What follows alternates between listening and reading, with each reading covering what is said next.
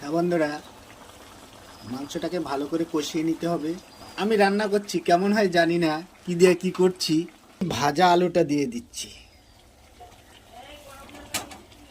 দিয়ে সব দিয়ে এবার নেড়ে দিচ্ছি, নেড়ে তারপরে এবার ঢেকে দিচ্ছি।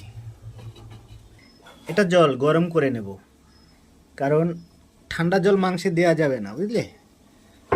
ঠান্ডা জল দিলে মাংস নাকি তেমন ভালো হয় না, গরম জল দেওয়া উচিত। তাই জলটাকে গরম করে, আমাদের রান্নাঘর থেকে সূর্যের আলো দেখা যায়, সূর্যের আলো এসে ঢেকে দিয়েছি। এখন উনুন জ্বলছে, আমি রান্না করছি, কেমন হবে জানি না, তবে রান্নাটা আজকে করছি বসে।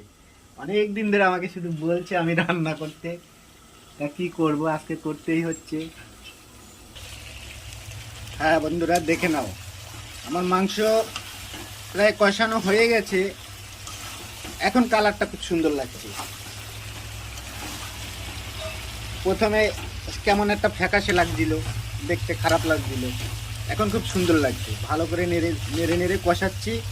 কিন্তু একটা কথা মনে রাখবে, এই দেখো সাইডে পড়ে গেছে, সাবধানে করবে। হ্যাঁ, এদিকে আমাদের জলও ফুটে গেছে, জল টকবগিয়ে ফুটছে। এই জলেই এই মাংসে দিয়ে দেব, কারণ কষানো যেহেতু হয়ে গেছে। নিজে রান্না করছি, সুন্দর হইলে বলবে, কিন্তু খারাপ হইলেও বলবে, জানাবে কিরকম হয়েছে রান্না। জল দিয়ে দিচ্ছি। হ্যাঁ হ্যাঁ, ওটা তো পরে দেবো। জলটাকে আমি এই সারাশি দিয়ে ধরে শক্ত করে ধরতে হবে, হ্যাঁ, যেন ছুটে পড়ে না যায়।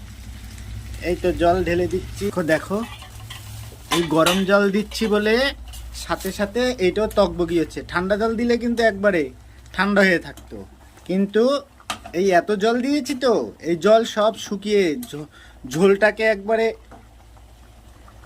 আঠালো করে নিতে হবে, তবেই রান্না সুন্দর হবে। তারপরে এখন আবার ঢেকে দেব।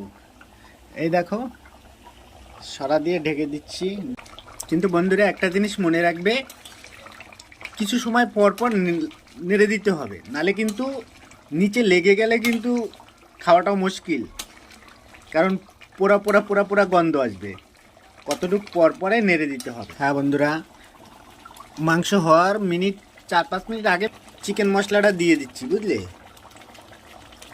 অনেকটা শুকিয়ে গেছে, অনেকটা ঘন হয়ে গেছে, আলু দিয়ে আছে এর মধ্যে, খুবই সুন্দর।